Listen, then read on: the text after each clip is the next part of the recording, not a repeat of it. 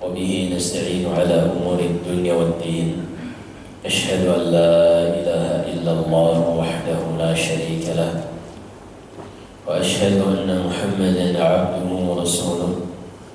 اللهم صل وسلم وبارك على سيدنا ونبينا وإمامنا وقدوتنا وحبيبنا محمد وعلى آله وأصحابه ومن تبعهم بإحسان إلى يوم الدين.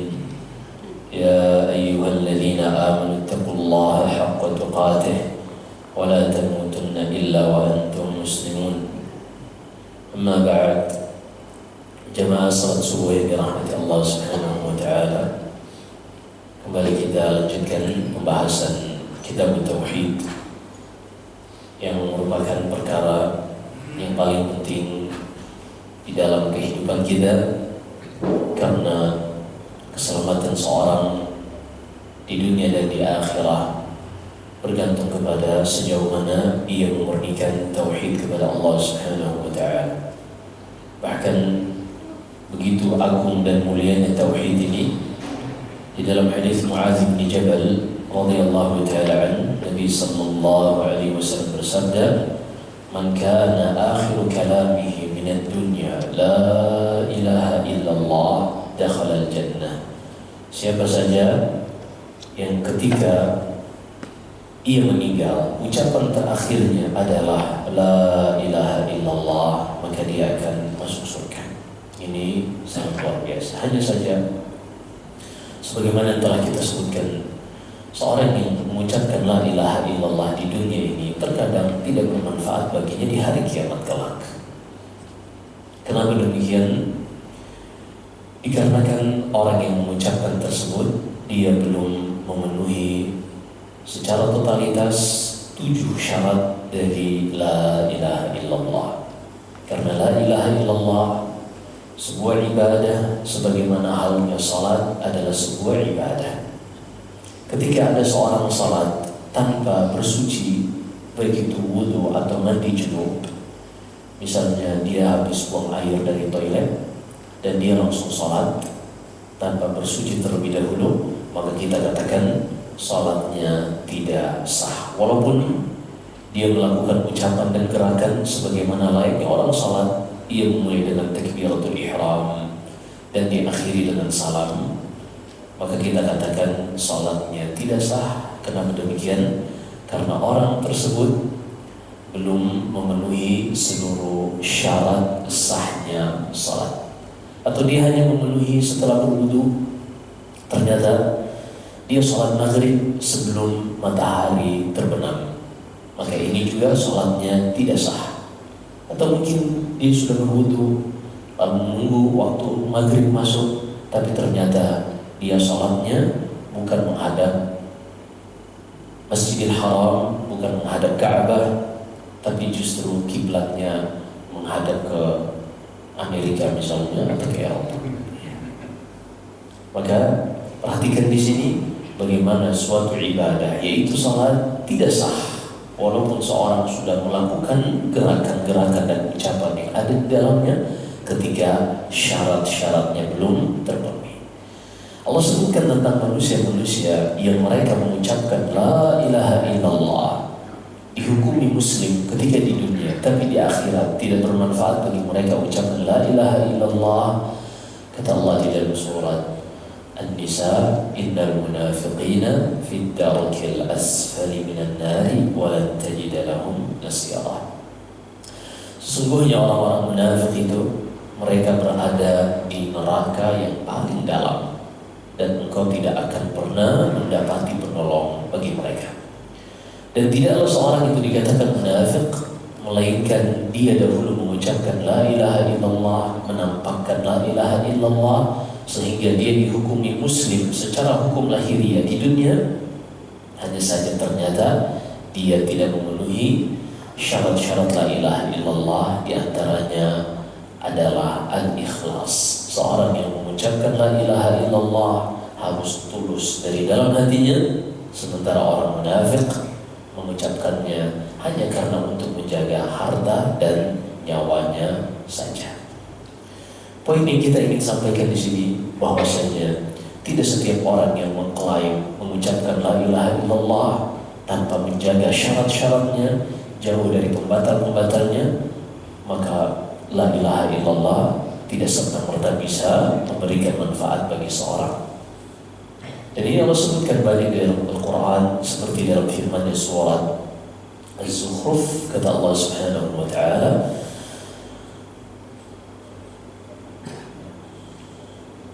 وَلَا يَمْلِكُ الَّذِينَ يَدْعُونَ مِنْ دُونِهِ الشَّفَاعَةَ إِلَّا مَنْ شَهِدَ بِالْحَقِّ وَهُمْ يَعْلَمُونَ. Dan tidak ada yang bisa mendapatkan syafaat di hari kiamat kelak sehingga dia diselamatkan dari azab api neraka, kecuali mereka-mereka yang bersyahadat, yang bersaksi dengan benar, wahum ya'lamun, dalam keadaan mereka memahami apa yang mereka persaksikan. Maka tauhid la ilaha illallah tidak cukup hanya di lisan sementara seorang tidak memahaminya.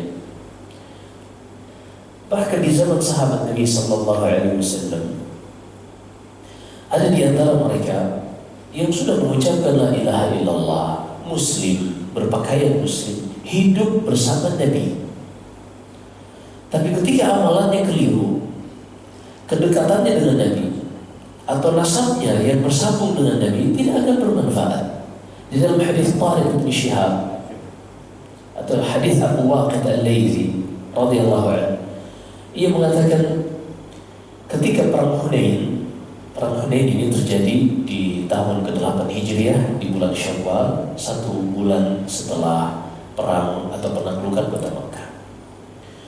Ketika mereka menuju Hunain, kaum muslimin melewati orang-orang musyrikin sedang beribadah menghadap sebuah pohon, yang pohon ini memiliki ranting-ranting dan duri yang mereka gantungkan pedang-pedang mereka untuk ngalap berkah, untuk nyari berkah. Katanya kalau pedang ini digantungkan di pohon tersebut, maka pedang ini akan menjadi pedang sakti mandraguna. Mereka ngalap berkah, nyari kekuatan pada perkara-perkara yang tidak pernah Allah jadikan itu sebagai sebab keberkahan atau sebab kekuatan. Ketika itu para sahabat pun mengatakan, ya Rasulullah, ij'al lana dhata anwat kama lahum dhatu anwat. Wahai Rasulullah, buatkan kami juga pohon sebagaimana mereka memiliki pohon, agar kami bisa ngalap berkah dari pohon tersebut. Apa kata Nabi SAW? Allahu Akbar, innaha sunan, qultum alladhi nafsi biyadi, kama qalat banu Israel li Musa, ij'al lana ilahan kama lahum alihah. Allahu Akbar, apa yang kalian ucapkan ini sangat fatal. Ini adalah kesyirikan, mengharapkan berkah kepada selain Allah. Ini adalah kesyirikan, menjadikan sebuah pohon sebagai sebab kekuatan yang tidak pernah Allah jadikan itu sebagai sifat pohon. Ini adalah kesyirikan. Karena di dalam Islam, menjadikan suatu objek sebagai sebab yang tidak pernah Allah jadikan sebagai sebab, ini adalah syirik asghar, ini adalah kesyirikan. Maka di sini harus kita paham bahwasanya seorang yang menjaga la ilaha illallah, mengucapkannya dan akan bermanfaat baginya di hari kiamat kelak, mereka yang memenuhi syarat-syaratnya dan menghindari seluruh hal-hal yang bisa membatalkan atau mengurangi dari la ilaha illallah. Baik, inilah pembahasan kita bertauhid. Yang mudah-mudahan Allah Subhanahu wa taala mudahkan kita untuk menyelesaikan kitab ini sehingga kita memahami apa saja hal-hal yang tanpa disadari terkadang membatalkan tauhid, membuat la ilaha illallah tidak bermanfaat bagi orang yang mengucapkan. Kata penulis rahimahullah, bab ma jaa fi tatayyur, bab penjelasan tentang tatayyur. Apa itu tatayyur? Pertama yang harus kita ketahui, tatayyur ini sudah ada sejak zamannya Fir'aun, bahkan sebelumnya. Sehingga ini diantara perbuatan orang jahiliyah. Apa itu tatayyur? Menganggap sesuatu sebagai sebab kesialan yang tidak pernah Allah jadikan sebagai sebab kesialan. Meyakini menganggap sesuatu sebagai sebab kesialan yang tidak pernah Allah jadikan sebagai sebab kesialan. Dahulu Fir'aun ketika datang Nabi Musa, mereka menuduh Nabi Musa ini dan pengikutnya sebagai sebab kesialan. Qalu inna tatayyarna bikum. Wahai Musa, ini gara-gara kalian kami menjadi sial. Padahal tidak pernah Allah jadikan seorang sebagai manusia sebagai sebab kesialan. Makanya hati-hati jangan sampai karena terlalu marah, sialan dulu ya. Ini hati-hati. Karena Allah tidak pernah jadikan seorang itu sebab kesialan. Atau misalnya sebagaimana kita sebutkan diambil dari kata tatayyur dari toyir, yaitu burung. Dahulu orang jahiliyah ketika mau safar, mereka akan mengambil seekor burung, dilepas ke atas. Kalau burung ini terbang ke kanan, maka mereka akan melanjutkan perjalanan safar. Tapi kalau seandainya burung ini berlari ke kiri, maka mereka mengurungkan niatnya untuk safar. Padahal kan tidak ada hubungannya. Ketika burung ini dilepas, dia akan mengikuti di mana makanannya. Tidak ada hubungannya dengan orang ini safar atau tidak safar. Dan juga di dalam surat Yasin, ketika Allah Subhanahu wa Ta'ala mengutus 3 rasul, sebelumnya 2 rasul didustakan lalu dikuatkan dengan 3. Wadrib lahum mathalan ashabal qaryati idh ja'ahal mursalun idh arsalna ilaihim ithnaini fakadzabuhuma fa'azzazna bithalith faqalu inna ilaikum mursalun. Ceritakan kepada mereka penduduk sebuah negeri, disebutkan Ibnu Katsir, negeri ini bernama Antakya, di sekitar Turki. Ketika datang kepada mereka 2 rasul yang mengajak mereka untuk hanya beribadah kepada Allah, tapi ternyata mereka mendustakan 2 rasul ini. Fa'azzazna bihalith, maka kami utus lagi yang ketiga untuk menguatkan 2 rasul tadi. Kayaknya lobet ya.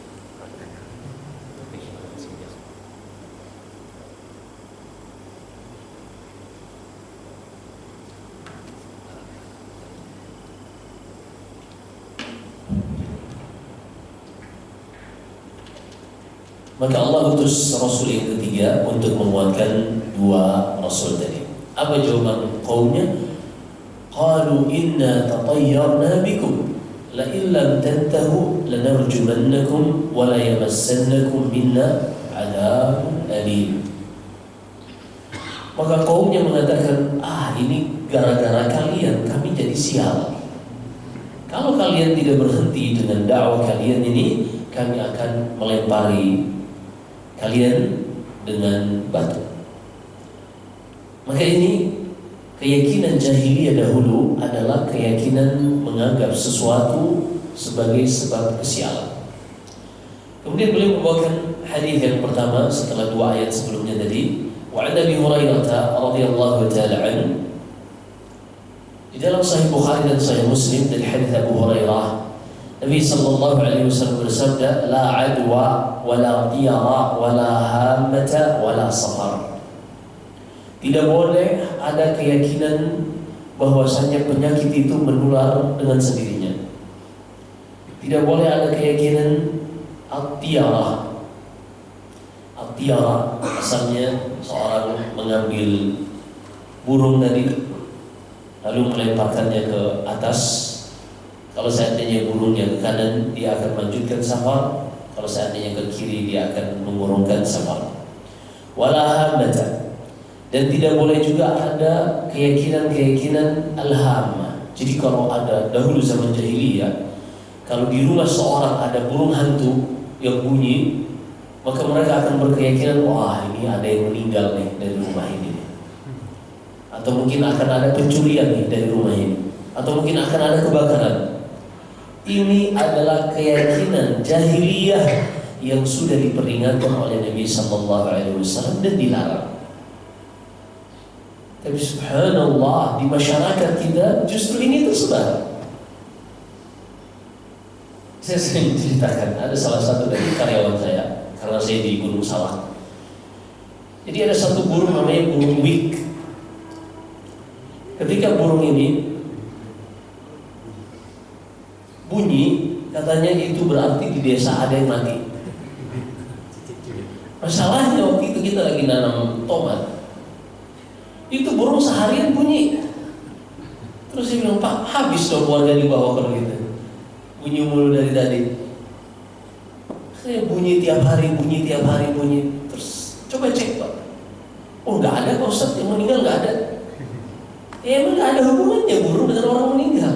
Burung itu kalau lagi mau kawin emang berisik. Bukan cuma manusia doang yang berisik. Burung lebih berisik lagi. Cara dia membangkitkan atau menarik perhatian betinanya dengan menari, dengan menyanyi, itu cara-cara binatang seperti itu. Akhirnya si karyawan saya ini pun mulai berpikir lalu iya juga ya. Ternyata selama ini kita hanya mengikuti warisan-warisan keyakinan yang kita nggak tahu dari mana asalnya. Ternyata kata Rasulullah dalam Sahih Bukhari dan Sahih Muslim dari hadits Abu Hurairah, ini keyakinan jahiliyah. Ini kita belum berbicara hadis riwayat Ad-Darimi misalnya, atau hadis riwayat Ad-Daraqutni. Enggak, ini Sahih Bukhari dan Sahih Muslim. Dua hadis ini saja kaum muslim itu nggak paham. Subhanallah, sangat jauh kita dari nilai-nilai agama kita sendiri. Maka kata Nabi SAW, wala tiara, tidak boleh ada keyakinan menganggap sial sesuatu seperti itu. Wala hama, dan juga tadi larangan berkeyakinan kalau misalnya ada burung hantu bunyi maka akan ada bencana, ada kematian. Wala safar, dan ini masih menimpa manusia modern.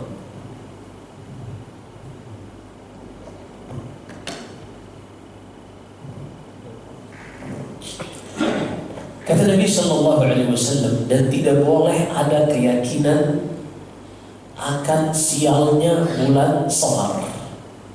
Jadi dahulu orang jahiliyah, mereka tidak akan menikahkan anaknya di bulan Safar. Subhanallah, keyakinan sial seperti ini. Nggak boleh bangun rumah di bulan ini, nggak boleh menikahkan anak di bulan ini. Itu masih ada pada masyarakat modern, warisan jahiliyah. Kita nggak boleh bangun di bulan ini karena sionya nggak cocok misalnya, ya. Nggak boleh ada lantai 4, ya. Kalau ketemu di Blok M Square, ketemu di lantai 4 ya, udah nyasar udah, nggak ketemu. Nggak ada lantai 4-nya coba.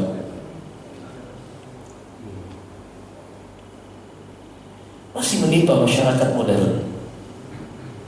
Padahal apa hubungannya? Kita kan sudah belajar yang namanya sains. Masyarakat modern itu cirinya paham sains. Apa itu sains?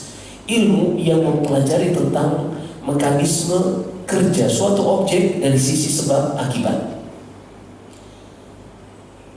Apa konsekuensinya dengan lantai 3, lantai 4, lantai 5? Apa hubungannya coba? Gak ada hubungannya. Suara burung di atas, burung awal, burung hantu bunyi. Burung hantu bunyi emang malam, dia ronda kalau malam. Dia emang makhluk yang hidupnya di malam hari. Apa hubungannya kalau dia bunyi? Jadi ini alhamdulillah ada nikmatul Islam. Kita bersyukur atas nikmat Islam yang benar-benar menjaga akal manusia untuk tetap sehat dan digunakan untuk membimbing manusia kepada jalan terbaik, bukan hanya mengikuti warisan keyakinan leluhur yang kita nggak tahu asal usulnya. Jadi gini, kebanyakan yang seperti ini adalah terlalu mengkultuskan orang-orang dahulu, terlalu berlebihan di dalam menghormati, menyanjung sampai mengkultuskan orang-orang dahulu. Seakan-akan orang-orang dahulu itu manusia-manusia yang hebat, yang tidak bisa kita bertentangan dengan mereka. Dan ini pernah terjadi pada Khalid bin Walid. Khalid bin Walid baru masuk Islam menjelang Fathu Makkah di awal tahun ke-8 Hijriah. Ditanyakan oleh para sahabat, "Ya Khalid, ma akharak?"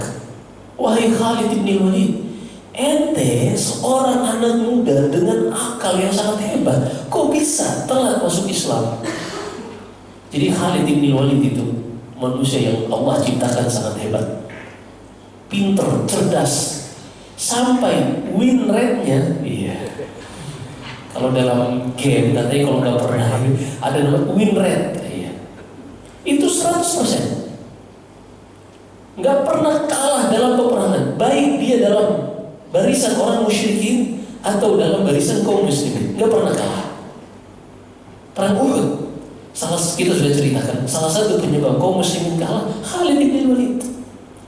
Ketika ia pindah login ke Islam bersama barisan kaum muslimin, juga tidak pernah kalah, termasuk menjatuhkan Imperator Persia. Nggak pernah kalah. Jadi win rate-nya itu 100%. Allahu Akbar. Ditanya oleh para sahabat, wahai Khalid, ente kan orang cerdas, kok bisa telat masuk Islamnya? Kata beliau, kunna na'uddu uqul ulaika rijal tazinul jibal. Dahulu kami menganggap tokoh-tokoh petinggi kami dari Quraisy itu akal mereka, kecerdasan mereka sebesar gunung, setinggi gunung. Jadi kami nggak mungkin menyelisihi mereka.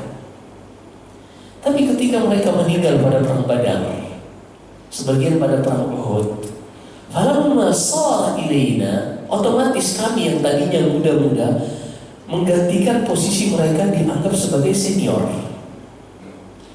Ketika kami yang menjadi senior, kami kan berarti berada pada posisi Abu Jahal dahulu, Abu Lahab. Setelah kami menjadi pada posisi mereka, lah ternyata biasa-biasa aja. Manusia, akalnya seperti itu aja. Berarti selama ini ada doktrin bahwasanya kita harus mengagungkan, menyanjung, mengkultuskan tetua, pemimpin atau nenek moyang. Doktrin yang bisa benar, bisa salah. Nah inilah yang terjadi sampai di manusia modern. Nggak boleh ada lantai 13. Ini doktrin yang mereka juga nggak tahu kenapa harus melakukan hal itu. Semata-mata warisan leluhur, warisan nenek moyang katanya harus dilestarikan. Sementara hutan yang jelas-jelas bermanfaat tidak dilestarikan. Ini kan aneh. Ini luar biasa. Di dalam Islam yang seperti ini, keyakinan seperti ini harus dihancurkan, menghambat peradaban dan perkembangan. Gedung tertinggi di dunia, gedung apa? Burj Khalifa. Silahkan lihat lantai 4 dan lantai 13. Yang harus dijaga itu adalah hutan, jangan dilakukan pembalakan liar, yang ugal-ugalan, batang-batang kayu besar. Jadi kami petani itu merasakan sekali pohon itu berat bagi kami untuk menebang pohon. Kenapa? Karena perjalanan untuk pohon ini bisa kokoh dan besar itu lama. Wallahi bukan 10-15 tahun, apalagi yang sampai diameternya bisa sampai pelukan orang dewasa, itu bisa 60-70 tahun. Itu berat bagi kami yang menanam pohon batu. Lihat itu subhanallah, kayu-kayu gelondongan gede, ada nomornya. Masa iya hujan ngasih nomor? Dibalas secara liar, nggak diambil, diantarin ke pemukiman mereka akhirnya oleh banjir. Subhanallah, nasallallahu alaihi. Inilah manusia, Allah musta'an. Jadi nggak boleh ada keyakinan sial, bulan Safar, nggak boleh menikahkan. Udah kalau udah cocok, udah segera nikah, iya. Nggak ada yang perlu disegerakan kecuali menikah. Makanya aneh kalau masih ada jomblo-jomblo yang udah mampu tapi belum menikah. Poinnya, kita masyarakat modern yang seharusnya kita sudah belajar sains, kita paling logis katanya, karena selalu harus ada hubungan sebab akibat. Ya Islam seperti itu. Alhamdulillah, Islam tidak pernah bertentangan dengan logika, tidak pernah bertentangan dengan sains, selama semuanya sesuai fakta dan data. Maka seorang tidak boleh meyakini adanya anggapan sial kalau dia menikahkan di bulan Muharram, misalnya bulan Safar. Ini nggak boleh ada seperti itu, karena ini tidak ada hubungan sebab akibat. Hadis ini diriwayatkan Imam Bukhari dan Muslim. Perhatikan tadi, la adwa. Tidak boleh ada keyakinan penyakit itu berpindah sendiri. Tapi Ustaz, kan realitanya kalau misalnya dulu waktu COVID, kan kita harus ada distancing, harus jaga jarak. Nah, itu kan berarti karena virus itu berpindah. Kita katakan virus berpindah sesuai yang Allah jadikan pada sifatnya, bukan karena kekuatan virus ini sendiri. Kita ulangi. Kenapa harimau jadi karnivor, pemakan daging, sementara kerbau yang lebih atau gajah yang lebih besar badannya dari harimau makannya rumput? Karena memang Allah jadikan anatomi biologisnya, harimau ini hewan karnivor dan gajah hewan herbivor. Kira-kira harimau ini bisa makan rumput-rumputan nggak? Nggak bisa, karena ternyata ususnya lebih pendek, sehingga fermentasi dari dedaunan dan seterusnya itu tidak cukup untuk bisa mengekstrak dari tumbuhan, karena tumbuhan itu harus lebih lama. Adapun kerbau, gajah, dan hewan-hewan lainnya itu ususnya lebih panjang sehingga memungkinkan fermentasi terjadi di usus lebih lama, sehingga proses ekstraksi dari nutrisi tumbuh-tumbuhan tadi lebih bisa. Karena tidak panjang usus harimau ini, Allah berikan satu hal yang bisa menghancurkan daging, yaitu asam lambung yang sangat ekstrim pada harimau. Begitu juga Allah berikan gigi taring. Seperti itu harimau Allah jadikan, sehingga harimau ini hanya akan makan daging dan tidak akan makan rumput. Walaupun melimpah seperti apapun, dia nggak akan ganti makan rumput. Jadi ini ada pengaturan Allah namanya. Masing-masing sudah diberikan. Alladzi a'ta kulla syai'in khalaqahu tsumma hada. Dialah Allah yang menjadikan setiap makhluk anatomi biologisnya masing-masing, kemudian Allah bimbing masing-masing untuk menjalani hidupnya sendiri-sendiri. Yang karnivor makan daging, yang herbivor makan rumputan, dan omnivor makan keduanya, seperti misalnya manusia, monyet, ayam, dan sebagainya.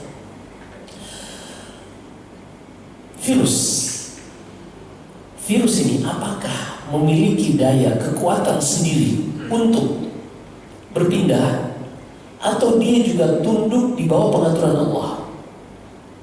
Tunduk di bawah pengaturan Allah. Buktinya, jadi ada virus yang cara penyebarannya dengan namanya vector-borne, membutuhkan media atau hewan lain untuk bisa berpindah dari satu tempat ke tempat lain, dari satu inang ke inang yang lain. Contohnya misalnya virus DBD, demam berdarah. Virus ini apakah berpindah secara airborne, berpindah di udara tanpa ada hewan yang mengantarkannya? Dia nggak bisa berpindah secara, maksudnya kalau kita berada di samping orang yang kena demam berdarah, kita tidak akan terkena demam berdarah hanya karena berada di sampingnya. Karena virus demam berdarah ini hanya akan berpindah melalui nyamuk Aedes aegypti. Allah jadikan seperti itu. Kalau memang hewan ini, virus ini memiliki kekuatan sendiri, perpindahan penularan itu karena virusnya saja, maka niscaya setiap orang berada di samping penderita demam berdarah, dia juga akan kena. Tapi dia nggak bisa berpindah sendiri. Dia hanya akan berpindah sesuai yang Allah jadikan di dalam, ada namanya RNA dalam informasi data virus ini. Begitu juga seperti misalnya COVID-19, virus corona. Ini hanya akan berpindah dengan cara droplet dari air liur, bersin, atau batuk seorang terkena ketika terhirup orang lain, baru berpindah. Dia tidak akan berpindah melalui vektor tadi, melalui hewan, atau berpindah secara airborne, seperti misalnya virus influenza atau virus flu burung. Virus flu burung ini berpindah secara airborne. Ketika udaranya dihirup, maka ini akan bisa menjangkiti yang lain. Allah jadikan seperti itu. Sehingga kalau dalam satu peternakan, misalnya populasinya satu kandang ada 10.000, ketika satu hewan kena flu burung, maka wassalam, selamat tinggal semuanya. Ini perpindahan, metode-metode perpindahan virus. Masing-masing virus berbeda yang satu dengan yang lain. Di sini menunjukkan virus-virus ini ada yang mengaturnya, bukan berpindah secara sendiri. Sehingga kata Nabi SAW, la adwa, tidak ada virus, tidak ada bakteri yang bisa berpindah sendiri, semuanya tunduk di bawah pengaturan Allah Subhanahu wa ta'ala. Kalau memang virus ini memiliki kekuatan sendiri untuk menjangkiti manusia, maka seharusnya dia akan melewati semua metode hewan, metode udara, metode droplet, air liur misalnya. Dia akan lakukan itu semuanya. Kenapa? Karena secara hukum biologi, virus ini hanya dikatakan sebagai organisme, dikatakan sebagai makhluk hidup kalau dia berada pada makhluk hidup. Atau paham ya? Jadi dalam ilmu biologi ini kan dikatakan sebagai virus ini antara makhluk hidup atau bukan makhluk hidup. Kalau dia berada pada inangnya, inang itu misalnya manusia, maka dia akan melakukan pembelahan, regenerasi, barulah dia dikatakan makhluk hidup. Karena salah satu ciri makhluk hidup adalah regenerasi. Tapi kalau dia sedang tidak berada pada makhluk hidup, maka dia tidak bisa melakukan regenerasi, sehingga dia dikatakan bukan makhluk hidup pada saat itu. Secara naluri makhluk hidup, kalau dia bisa berada di inang semaksimal mungkin, maka dia harusnya akan memilih itu. Tapi ketika dia tidak bisa berpindah, yang seharusnya melalui vektor borne seperti virus DBD misalnya, hanya bisa berpindah melalui nyamuk, di sini menunjukkan bahwasanya virus ini diatur oleh yang menciptakannya. Maka tidak boleh kita ada keyakinan bahwasanya penyakit itu bisa menular sendiri. Semuanya adalah di bawah pengaturan Allah Subhanahu wa ta'ala. Dan Nabi SAW mengajarkan kita tindakan-tindakan preventif seperti ini. La turadu al-ibilul musah al-ibilil mumrid. Tidak boleh onta yang sehat digabung dengan onta yang sakit. Nah, Nabi yang melarang kita untuk meyakini adanya penularan, beliau juga yang melarang kita untuk menggabungkan onta yang sedang sakit dengan onta yang sehat. Hal ini dikarenakan Islam ini agama yang sempurna, meyakini adanya hubungan sebab akibat yang Allah jadikan, tapi juga hubungan sebab akibat ini semuanya di dalam pengaturan Allah Subhanahu wa ta'ala. Kayaknya subuh emang berat ini, rada ngantuk gitu. Apalagi Ustaz kita dulu IPS, Ustaz waktu SMA, aduh, disuruh paham biologi lagi. Poinnya, intinya semua virus dan seterusnya di bawah pengaturan Allah Subhanahu wa ta'ala. Mereka bukanlah menjadi sesuatu yang secara independen memiliki kekuatan sendiri untuk mengintervensi makhluk-makhluk yang ada di alam semesta ini. Sehingga seorang tidak boleh berlebihan dalam rasa takutnya, tapi semuanya ia kembalikan kepada Allah. Kemudian ia juga menjalani hubungan-hubungan sebab akibat, menjauhi penyakit, menjauhi orang sakit, ada physical distancing misalnya, dan seterusnya, jaga jarak yang pernah kita lakukan dalam protokol COVID-19. Dan itu sah di dalam Islam, karena Nabi SAW melarang kita menggabungkan onta yang sakit dengan onta yang sehat. Ada penyebaran-penyebaran yang lain seperti media, suntikan kayak virus HIV, AIDS misalnya, kita nggak usah bahas, na'udzubillah. Kemudian kata Nabi SAW, zada Muslim di riwayatkan dalam Sahih Muslim, wala nawa wala ghul. Tidak boleh ada keyakinan nau, bahwasanya bintang-bintang tertentu menjadi sebab turunnya hujan. Tidak boleh. Adanya bintang tertentu menjadi sebab turunnya hujan. Menjadi sebab turunnya hujan ini tidak boleh, karena Allah tidak pernah jadikan sebab turunnya hujan pada bintang. Yang ada sebab turunnya hujan karena ada awan. Itu yang Allah sebutkan. Namun bedakan antara, kan matahari itu termasuk bintang. Seorang tidak boleh mengatakan sebab hujan ini turun karena matahari itu berada pada titik ini. Itu nggak boleh. Hujan karena matahari, nggak boleh.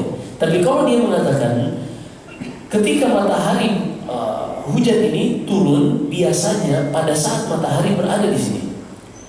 Jadi bedakan antara dia menjadikan matahari sebagai sebab dengan dia menjadikan matahari sebagai waktu, penjelasan waktu. Matahari tidak menurunkan hujan, matahari tidak punya kekuatan. Tapi ketika matahari ini berada pada posisi paling dekat dengan bumi, jadi kan matahari ada titik apelion dan seterusnya, titik paling jauh, titik paling dekat dengan bumi. Paham kan dalam ilmu fisika seperti ini? Kita paham-paham aja lah. Karena kalau Anda jelaskan dari awal lagi, panjang lagi ceritanya. Intinya matahari itu ada titik paling dekat dengan bumi, dan ketika itu penguapan lebih banyak terjadi. Dan disitulah kita mengalami musim hujan. Jadi semakin dekat justru musim hujan. Pada saat itu, perhatikan kata-katanya, pada saat itu terjadi penguapan yang banyak, sehingga berpotensi terbentuknya butiran-butiran air yang akan menguap ke atas, membentuk awan, sehingga bertabrakan awan-awan ini menjadi berat dan turunlah hujan. Itu proses Allah sebut dalam surat Al-A'raf, Al-Furqan dan selainnya. Maka ketika seorang mengatakan pada musim ini kebanyakannya turun hujan, itu sah.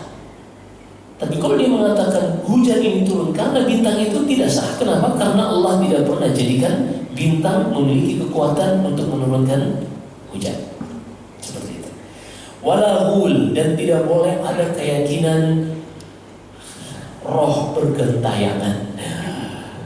Jadi keyakinan orang jahiliyah dahulu, kalau ada seorang dibunuh, belum dibalaskan dendamnya, nanti rohnya akan bergentayangan mencari orang yang membunuhnya.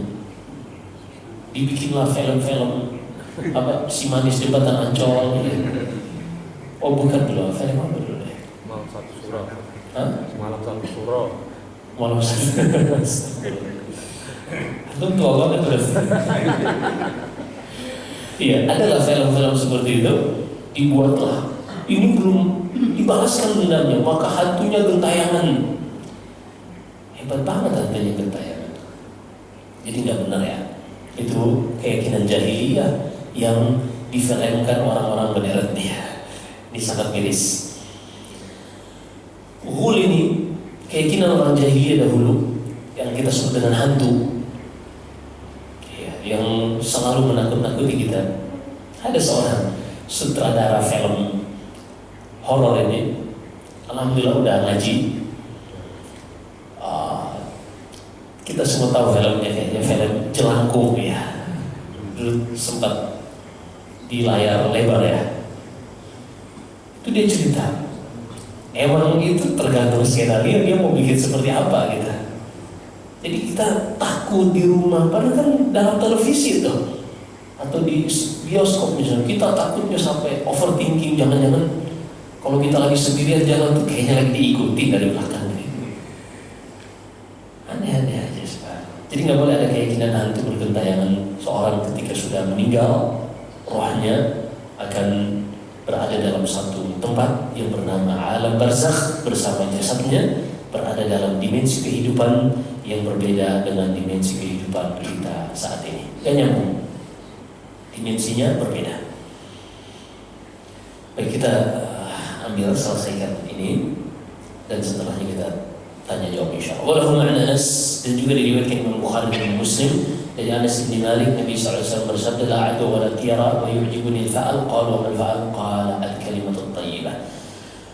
Tidak boleh ada keyakinan penularan secara sendirinya, begitu juga kesialan, menganggap sial sesuatu yang tidak pernah Allah jadikan sebagai objek kesialan.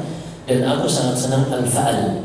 Apa itu al-fa'al? Kata Rasulullah, al-fa'al itu adalah kalimat optimis. Kalimat optimis. Karena kan tiara atau yur itu kan membuat seorang itu jadi pesimis. Ketika dengar burung hantu misalnya, jadi pesimis, aduh bakalan ada yang mati nih.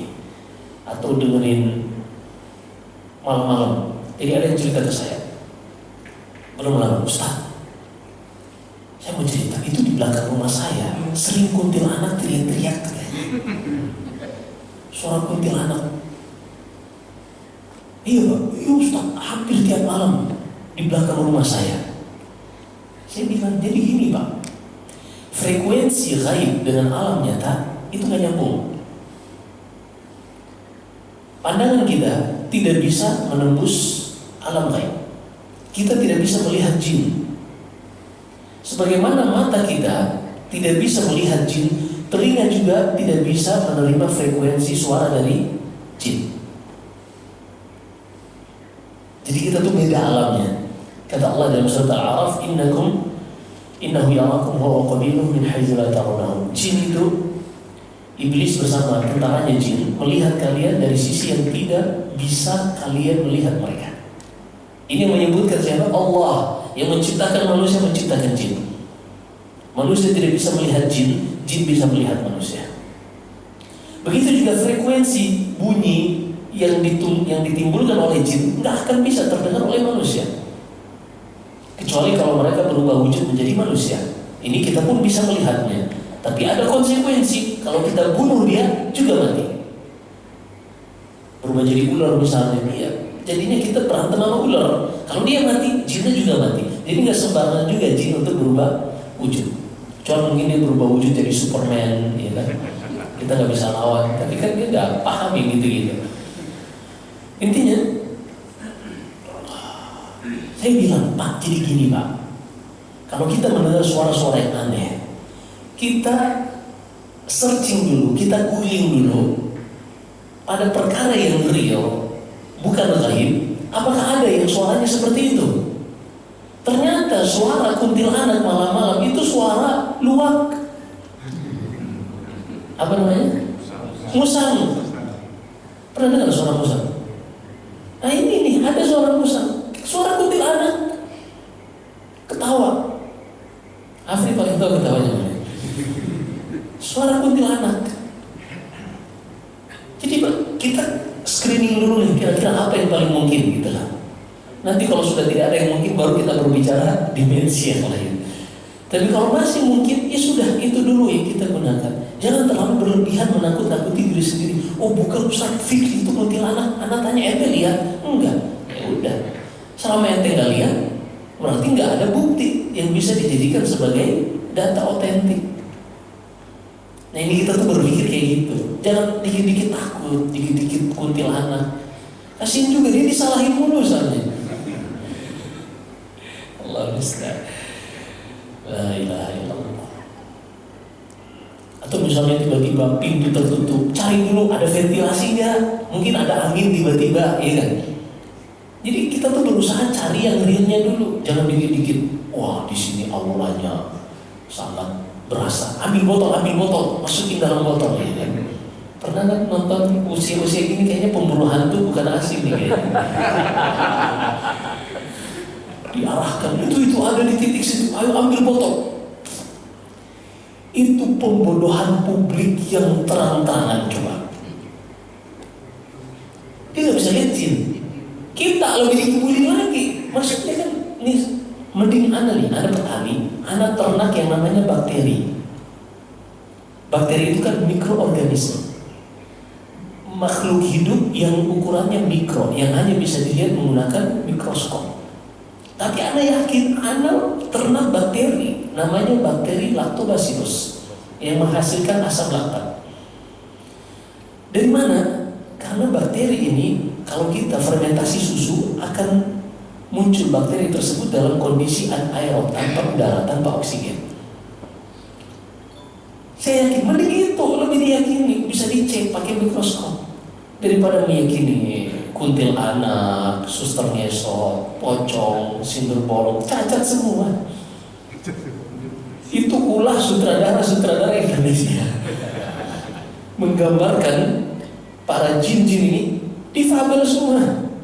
Disibalkan semua. Coba jin-jin di luar, vampir pakai jas, ya kan?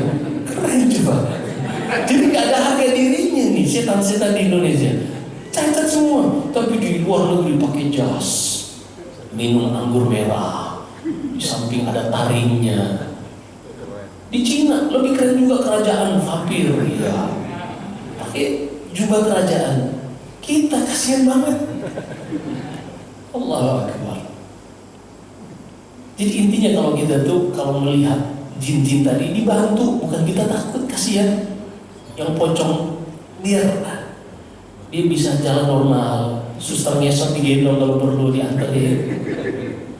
La haula wala quwwata illa billah. Jadi nggak boleh kita meyakini hal seperti itu. Kita harus optimis. Kalau memang ada sesuatu yang indikasinya ke sana, nanti ada zikirnya bagaimana untuk menghilangkan rasa takut. Allahumma la khaira illa khairuk, wa la tayra illa tayruk, wa la ilaha ghairuk. Kita bahas nanti beberapa hadis lagi.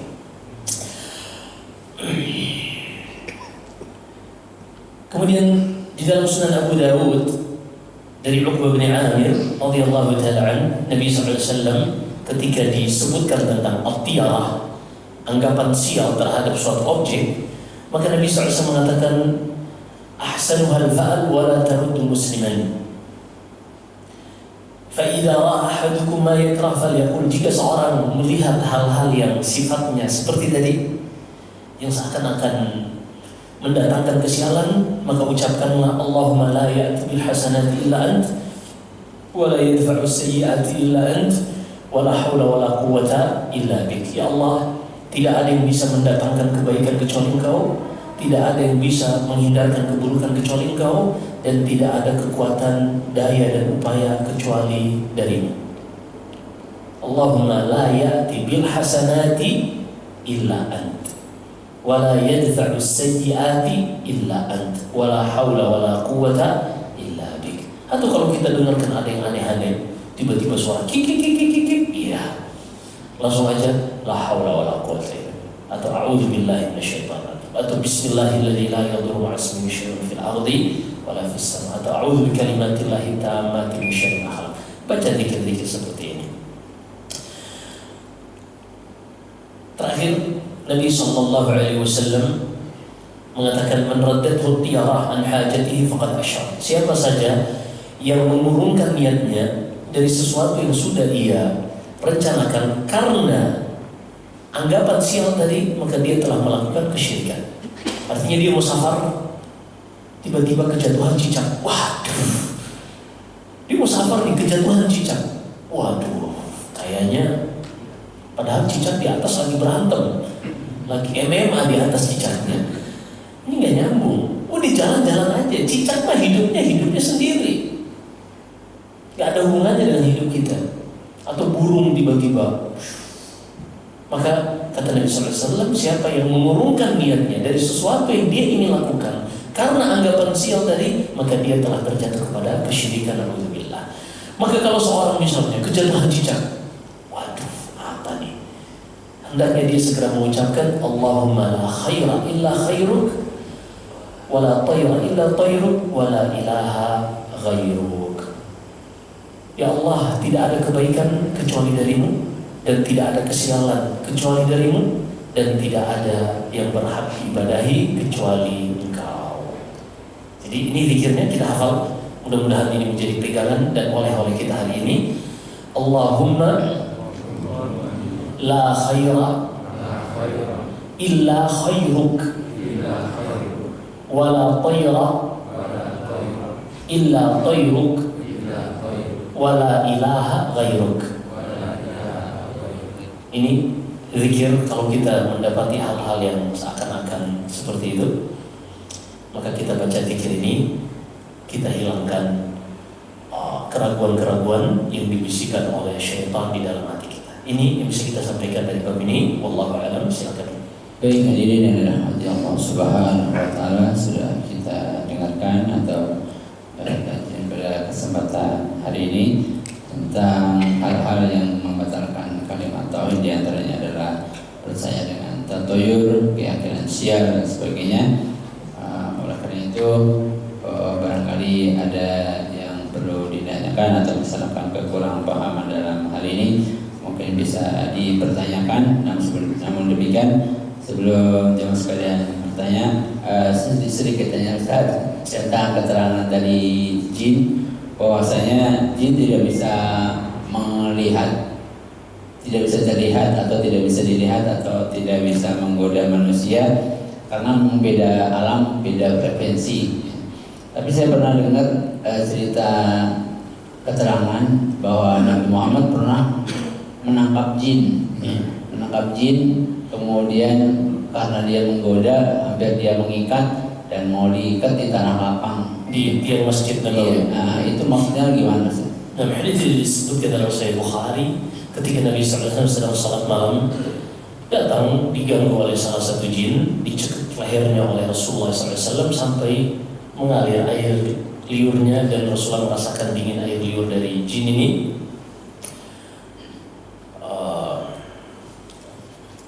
Kemudian beliau ingin mengikatnya di tiang Masjid Nabawi agar besok dijadikan mainan anak-anak, tapi beliau mengingat doa Nabi Sulaiman di dalam surat Allah sebutkan, Rabbi habli mulkan la yanbaghi li ahadin min ba'di innaka antal wahhab. Ya Allah, kata Sulaiman alaihi salam, Allah hikayatkan, ya Allah, anugerahkanlah kepadaku kerajaan, tidak ada yang bisa memilikinya seluruh manusia setelahku. Salah satunya adalah ditundukkannya jin untuk Nabi Sulaiman. Maka Rasulullah mengingat doa ini, beliau pun mengurungkan niatnya untuk mengikat jin ini. Ini gimana Ustaz? Katanya manusia itu tidak bisa melihat jin. Nabi SAW dan nabi-nabi sebelumnya, mereka juga tidak secara mutlak melihat seperti itu, kecuali pada kondisi yang Allah Subhanahu wa taala izinkan mereka.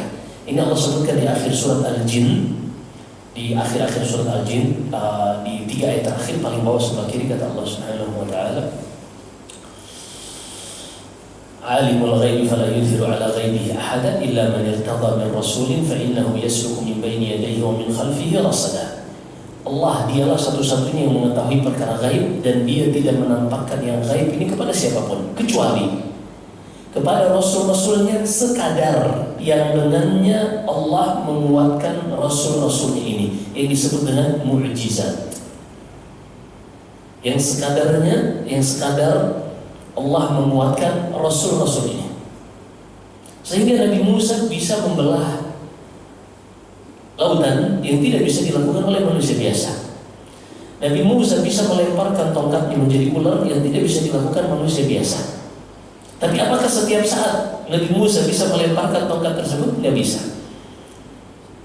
Nggak bisa.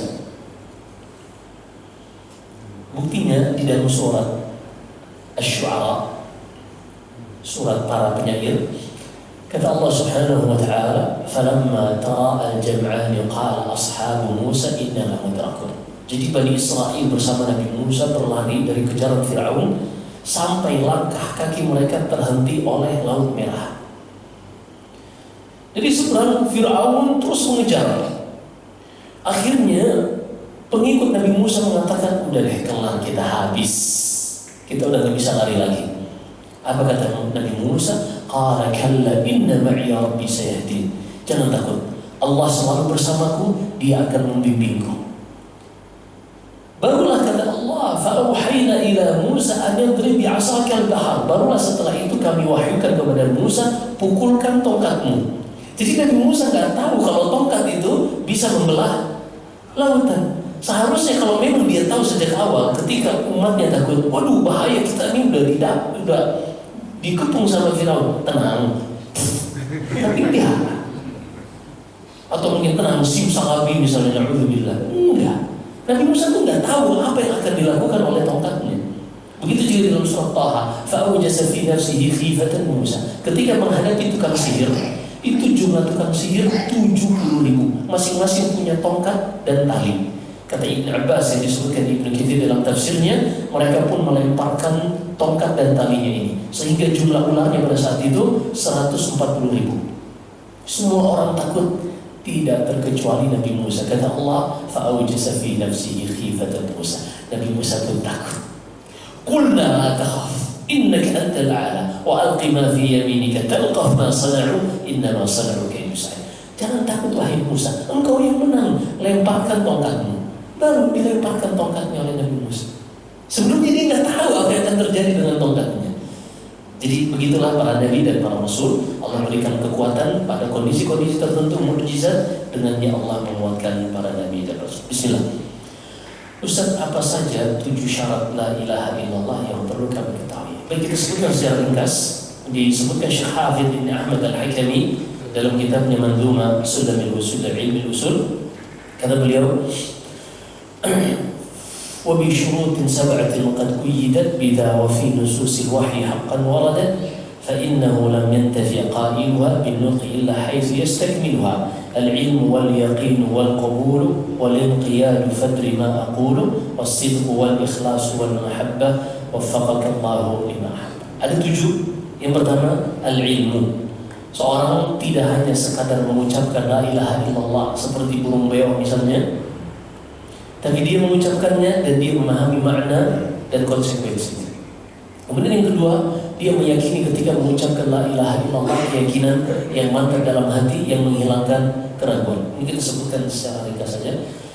Kemudian yang ketiga, al-qabul, penerimaan terhadap kalimat ini yang menghilangkan penolakan.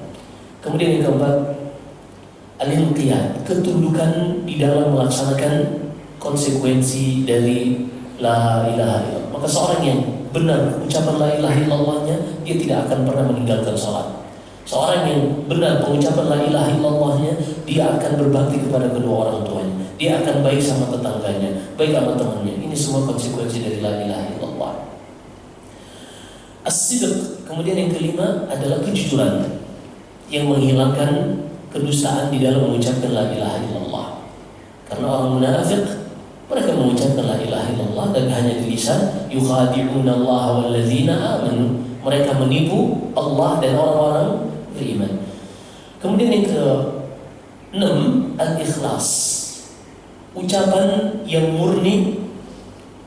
Ketika seorang mengatakan la ilaha illallah dan dia menjaga la ilaha illallah di dalam peribadahannya, sehingga ia tidak beribadah kecuali hanya kepada Allah Subhanahu wa taala saja.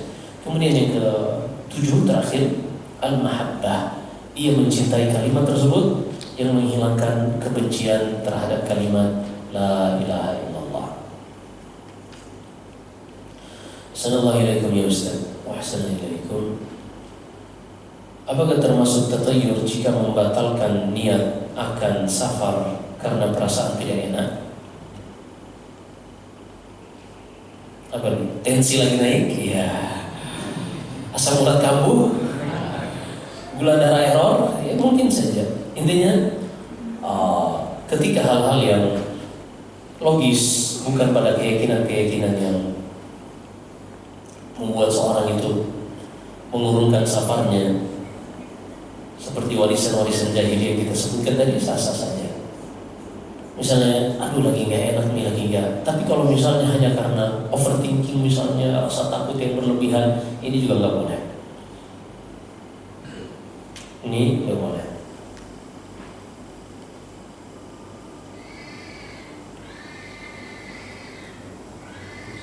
Bukan Musa, bukan. Kalau itu jin, mungkin jin kejepit kan. Apakah boleh melakukan ikhtiar dalam pengobatan dari testimoni orang lain namun belum maksimal melakukan pengobatan orang yang sakit meninggal? Apakah boleh melakukan ikhtiar dalam pengobatan dari testimoni orang lain namun belum maksimal melakukan pengobatan orang yang sakit dan akhirnya meninggal mungkin. Lalu salah satu anggota keluarga mengatakan harusnya dilakukan sejak dulu agar sembuh. Apakah hal ini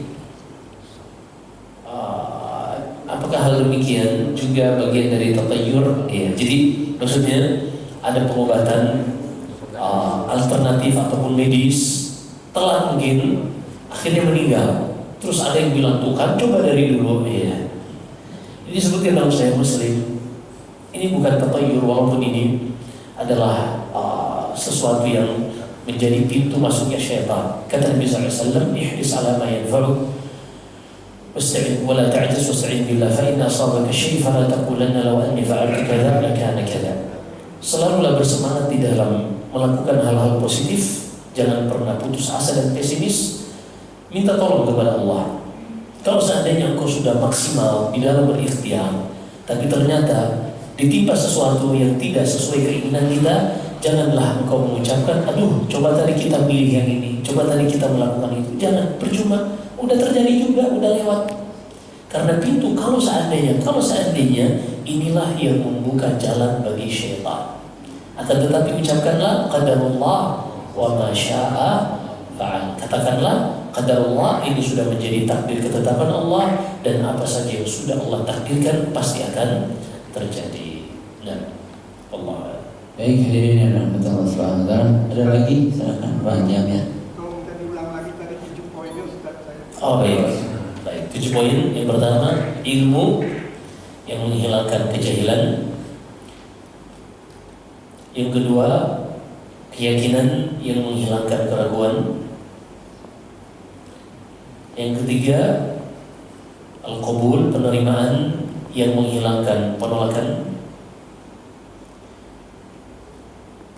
Kemudian yang keempat, al-inqiyad, ketundukan yang menghilangkan pembangkangan, ketundukan pada konsekuensinya, jalankan sholat dan seterusnya. Kemudian yang kelima, as-sidqu, kejujuran yang menghilangkan kedustaan. Kemudian yang keenam, al-ikhlas, keikhlasan yang menghilangkan kesyirikan. Kemudian yang ketujuh, al-mahabbah, kecintaan yang menghilangkan kebencian. Demikian, wallahu a'lam. Kayaknya direkam ya. Ini rekamannya di mana sih?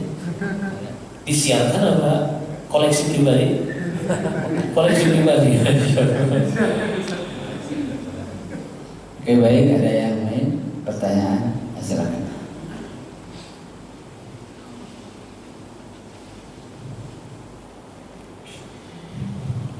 Assalamualaikum warahmatullahi wabarakatuh. Assalamualaikum warahmatullahi wabarakatuh.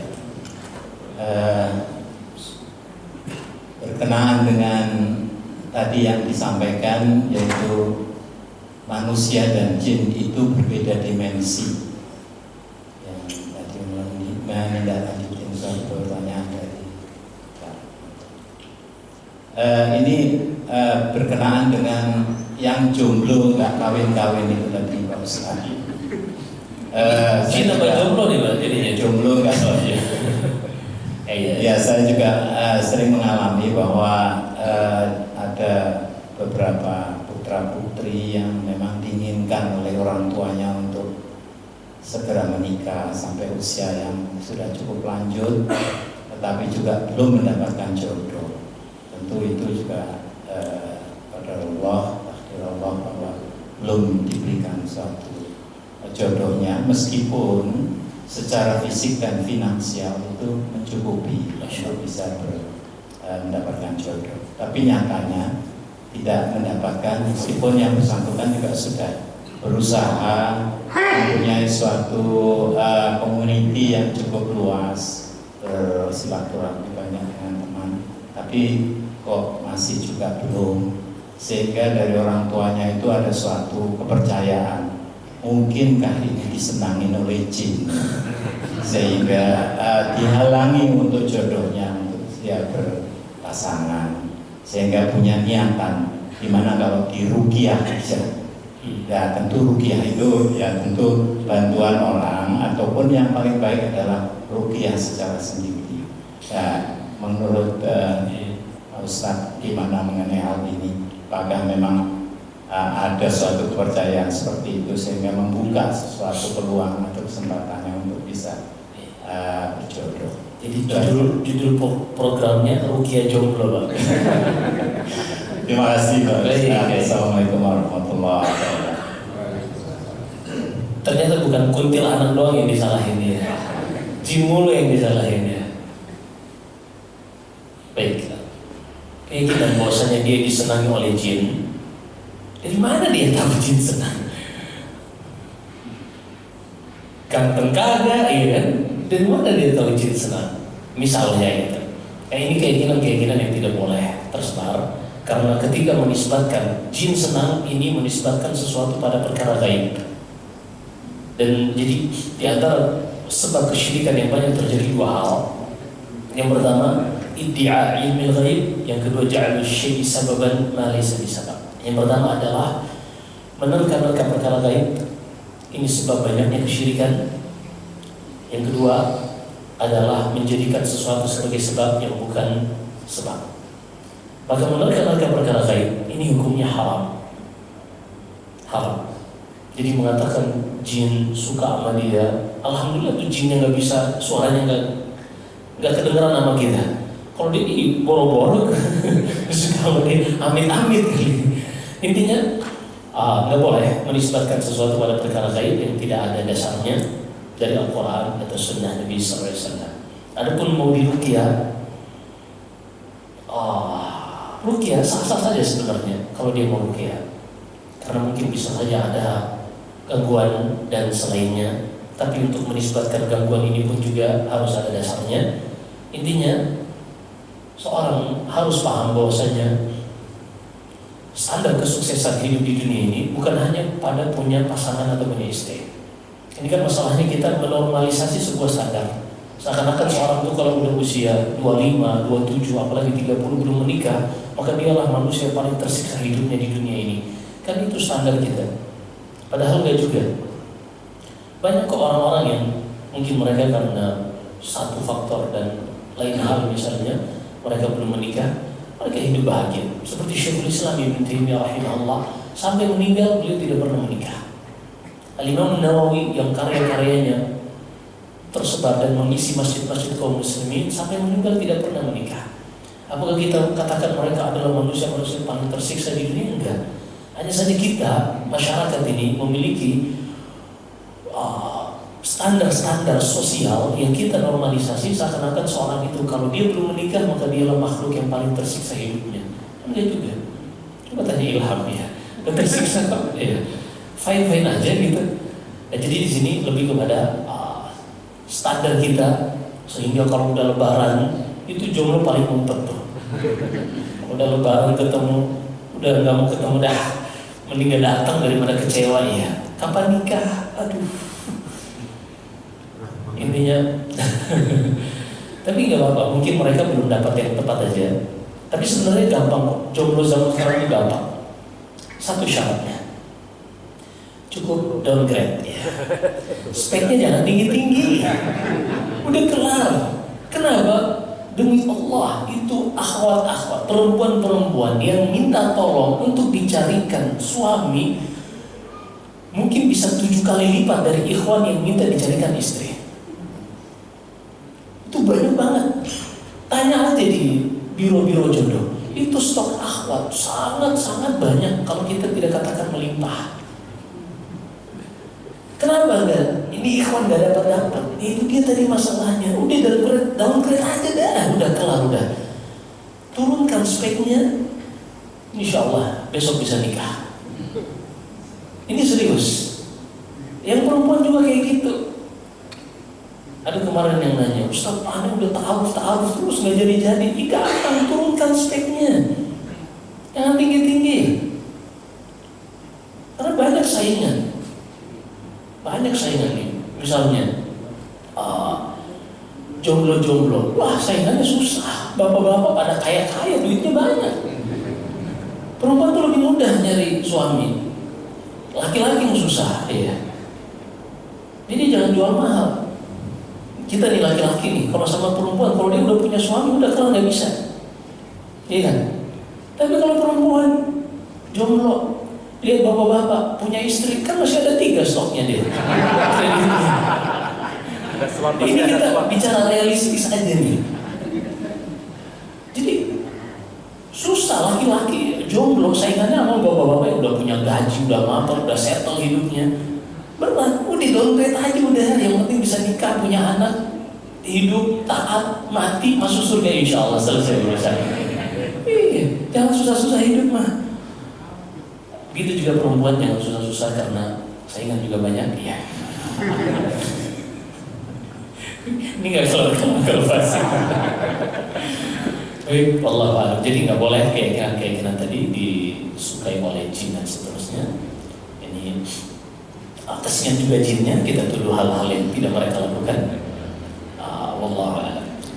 Baik, hadirin yang dirahmati Allah Subhanahu wa taala, dikarenakan waktu sudah menjelang siang, oleh karena itu kita cukupkan dengan kita berikan kesimpulan dan akhiri dengan doa.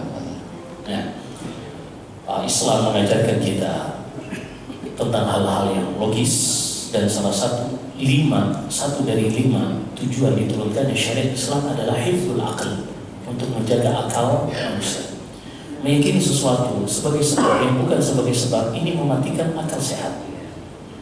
Menelan mentah-mentah warisan leluhur, keyakinan sial ini itu tanpa kita memfilternya, melihat realitanya seperti apa, ini pertama adalah kebodohan, kemudian mematikan akal sehat kita sebagaimana yang diceritakan oleh Khalid bin Walid tadi. Kita manusia yang hidup saat ini dengan nenek moyang kita zaman dahulu sama, akalnya segitu-segitu aja. Akalnya segitu-segitu aja. Justru kita zaman sekarang dengan suplai nutrisi yang lebih kompleks itu secara ilmu biologi akan mencegah yang namanya stunting.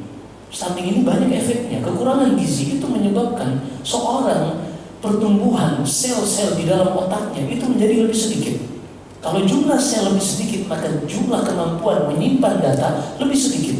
Apalagi di zaman sekarang kita bisa mengekspor apapun dengan adanya AI. Harusnya kita lebih cerdas dari mereka. Kok bisa-bisanya kita lebih percaya orang primitif daripada kita yang sudah lengkap dan komplit alat-alat untuk melakukan penelitian ini. Jadi sangat disayangkan. Adapun Al-Quran yang menurunkannya adalah dari yang menciptakan manusia, menciptakan peradaban manusia, mengetahui setiap detail dari tubuh manusia, kehidupan manusia, alam semesta ini. Bahkan lebih dari itu, Allah yang menceritakan kepada kita tentang kehidupan akhirat. Jadi ketika kita mengikuti Al-Quran, kita mengikuti aturan yang menurunkannya adalah yang menciptakan manusia dan menciptakan kehidupan ini. Maka Islam adalah nikmat yang sangat luar biasa. Sangat disayangkan kalau kita hanya didoktrin untuk meyakini sesuatu yang kita tidak pernah paham dasarnya dan realitanya seperti apa. Sementara Al-Quran datang mengajarkan kita keselamatan dan membimbing kita kepada hal yang paling realistis dan tidak percaya perkara-perkara yang mistis yang tidak ada dasarnya. Demikian, wallahu a'lam. Semoga apa yang kita dengarkan bermanfaat.